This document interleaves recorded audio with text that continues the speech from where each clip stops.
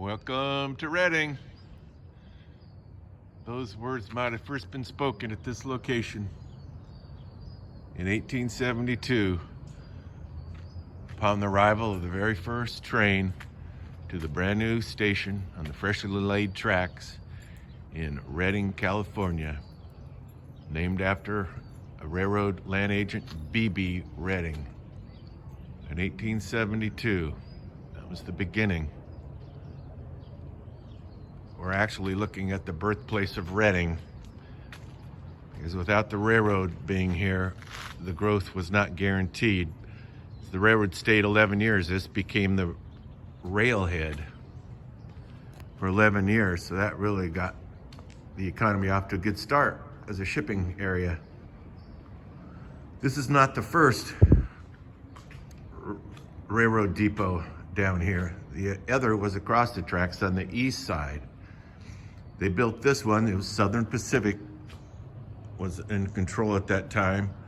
And this one was built in 1923 with a look, kind of architecture that I've been looking online a lot to figure out, but it was more or less Southern California look, Spanish, colonial, modern,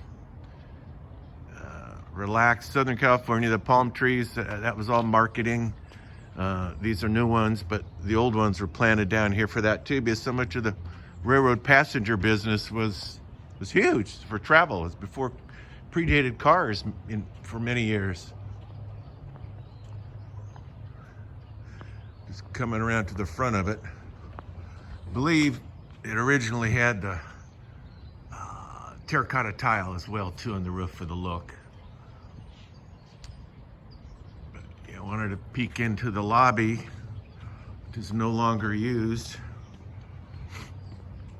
as a passenger ticket holder holding area. They have it blocked off now, nothing to do with COVID. It has to do with just, I guess it was vandalism. Yeah, they just use it as storage, and the Union Pacific now, and they have an office here.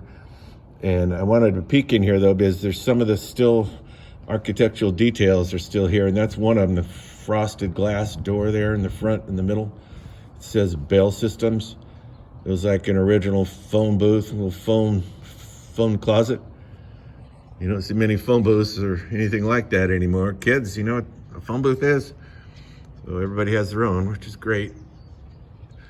Yeah, it's called Amtrak now, which is short for American Track, kind of a government quasi-corporation, and it's subsidized. I'm gonna go by the reflective windows real quick, peek in here, and there's the old bench. That's another little piece from the old days. And when I see something like that, I always wanna ask the question if that object could talk.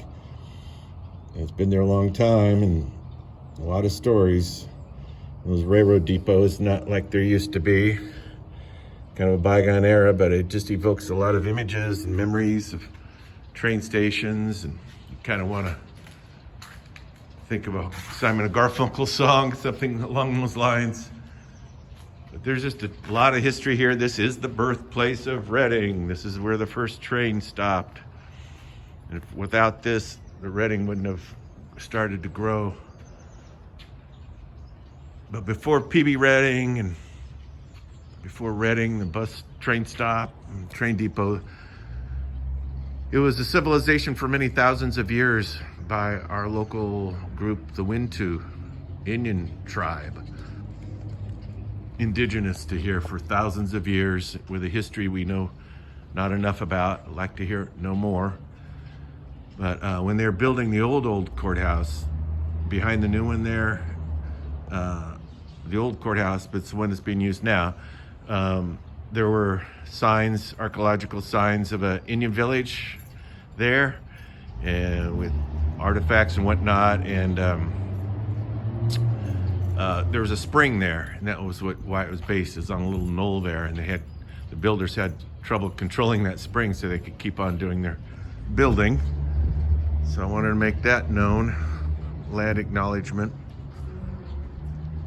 This is just a little preview of one of the stops on the Historical Society's developing new tours. There'll be walking, bicycling, auto, jogging, whatever. We just want you to get out there and enjoy it. It'll be a tour that is more in depth. You'll like hit an app when you get to the location or do it online, and it'll be more of a deeper dive into some of these places. And there's just so much with this, because this is the birthplace of Reading, that we'll have the old photos and documents and more text and more reading material. So I'm just kind of starting the ball rolling and getting a little video and kind of reminding people that this is a great historic spot, as far as very significant for our town here. Hope you can join in the tours in the Pike, and thanks for watching this and viewing it and tuning in.